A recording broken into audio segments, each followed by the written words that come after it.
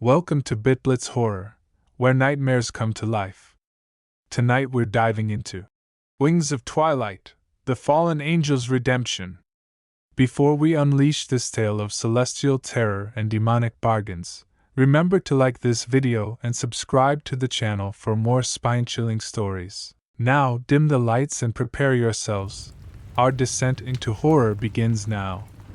Wings of Twilight, the Fallen Angel's Redemption. In the shadows of a forgotten town, where whispers of ancient evil lingered in the air, a tale of darkness and redemption began to unfold. The story I'm about to tell you is not for the faint of heart, for it delves into the depths of human despair and the terrifying realm of the supernatural. The Fallen One. Amelia Blackwood had always felt different.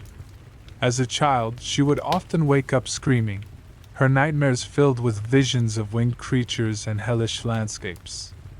Her parents dismissed these night terrors as an overactive imagination, but Amelia knew better. She could feel something stirring within her, a power that both thrilled and terrified her. As she grew older, Amelia's abilities manifested in ways she couldn't ignore. Objects would move at her command, and she could sense the emotions of those around her. But with these gifts came a price, a darkness that threatened to consume her very soul. On her 25th birthday, everything changed. Amelia woke up to find intricate, wing-like scars etched across her back. The pain was excruciating, but it was nothing compared to the flood of memories that assaulted her mind. In that moment, she remembered everything. She was Azrael, once a mighty angel in heaven's army, cast out for daring to question the divine plan. Her fall from grace had been spectacular, her wings torn from her body as she plummeted to earth. The impact had shattered her essence, scattering it across time and space. Now, after centuries of rebirth and forgetfulness, she had finally awakened. The witch's bargain. Amelia's awakening did not go unnoticed. In a decrepit mansion on the outskirts of town, Evelyn Thornwood felt a surge of power that made her withered heart race.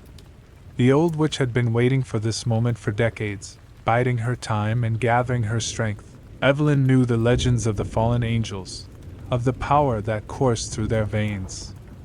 If she could harness that power, she could finally break free from the mortal coil and ascend to true immortality.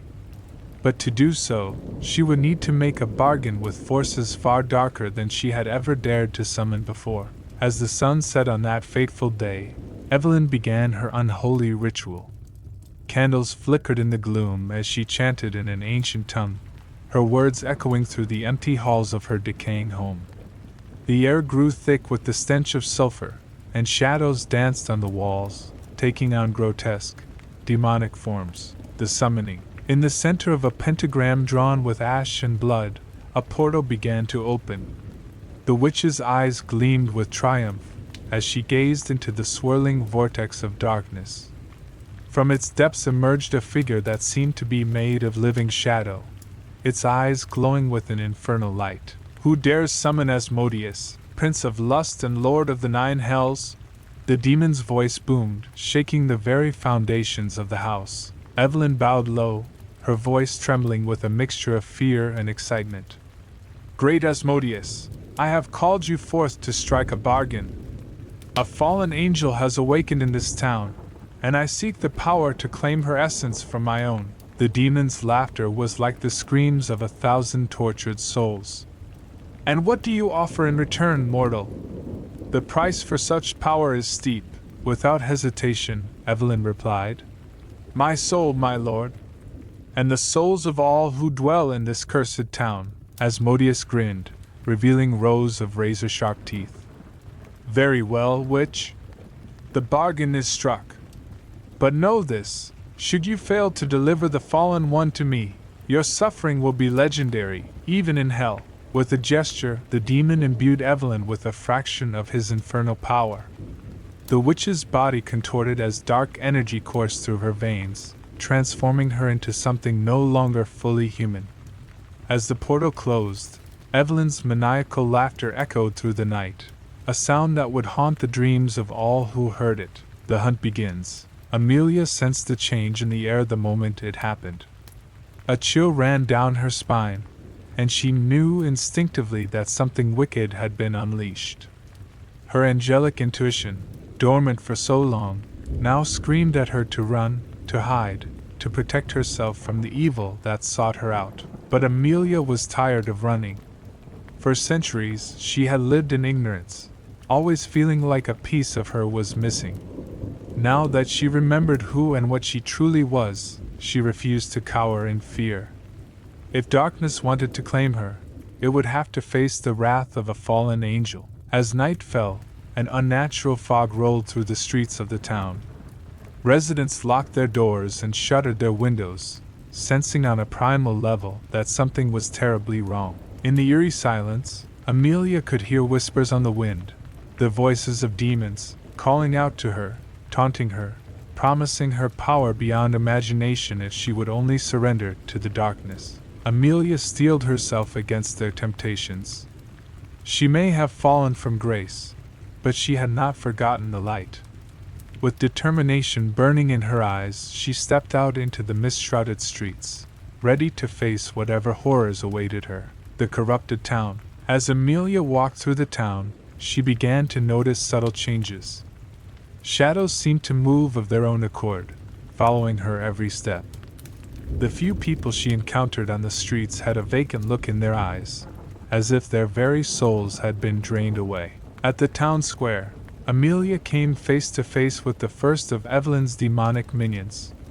It was a grotesque creature, its body a twisted amalgamation of human and beast.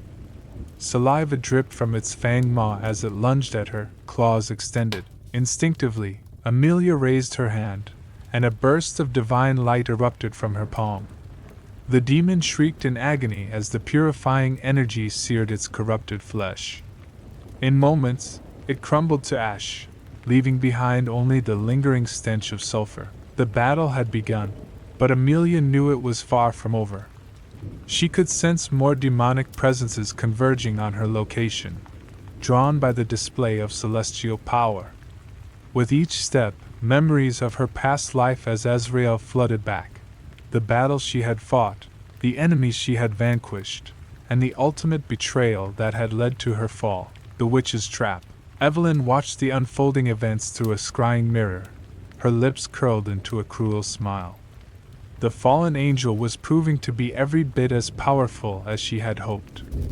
But power alone would not be enough to save Amelia from what was to come. With a wave of her gnarled hand, Evelyn sent forth her most potent creation, a demon born from the collective fears and sins of the townspeople. It rose from the shadows like a living nightmare, its form constantly shifting as it embodied the darkest aspects of human nature. As Amelia fought her way through the demon-infested streets, she found herself herded towards the old church at the edge of town. The once sacred ground had been desecrated by Evelyn's dark magic, turned into a trap designed to weaken and capture the fallen angel. Amelia realized too late the danger she was in. As she crossed the threshold of the church, she felt her strength begin to ebb away. The corrupted holy symbols that adorned the walls seemed to pulse with malevolent energy, sapping her divine power. Evelyn's voice echoed through the unhallowed halls, dripping with malice. "Welcome, Azrael. I've been waiting a very long time for this moment." The final confrontation. Weakened but not defeated, Amelia faced the witch and her demonic ally. Evelyn's eyes glowed with infernal fire as she channeled the power granted to her by Asmodeus. The nightmare demon loomed behind her, a mass of writhing shadows and half-formed terrors. "You don't know what you're dealing with, witch," Amelia warned, her voice carrying the authority of heaven despite her fallen status. "The forces you've unleashed will consume you and this entire town." Evelyn cackled, her laughter tinged with madness. "Oh, I know exactly what I'm doing, my dear. Your power will be mine, and with it, I shall ascend beyond the constraints of mortality. This town and its pitiful inhabitants are a small price to pay for such glory." The battle that ensued was epic in scale, though confined to the desecrated church. Amelia called upon every ounce of her celestial might. her hands blazing with divine light as she fought against the witch's dark sorcery and the demon's relentless assault. The very fabric of reality seemed to warp around them as angelic and demonic energies clashed.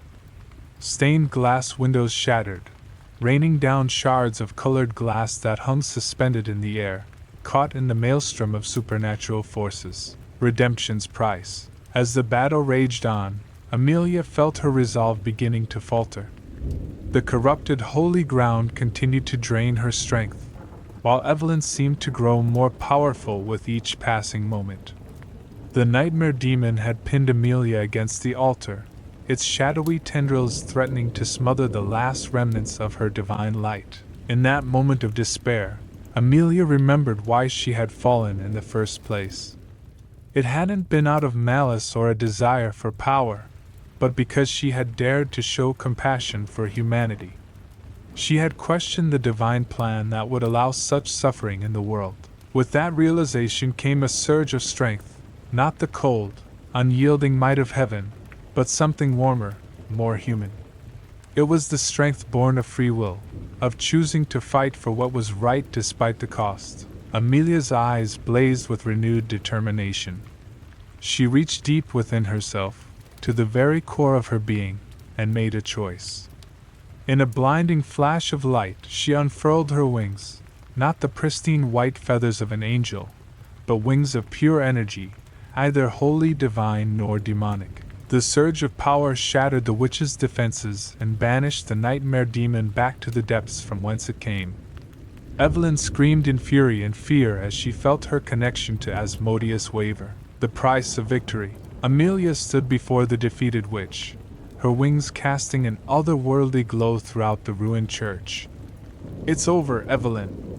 Your bargain with Asmodeus is broken." But even as she spoke those words, Amelia could feel a terrible price being exacted for her victory.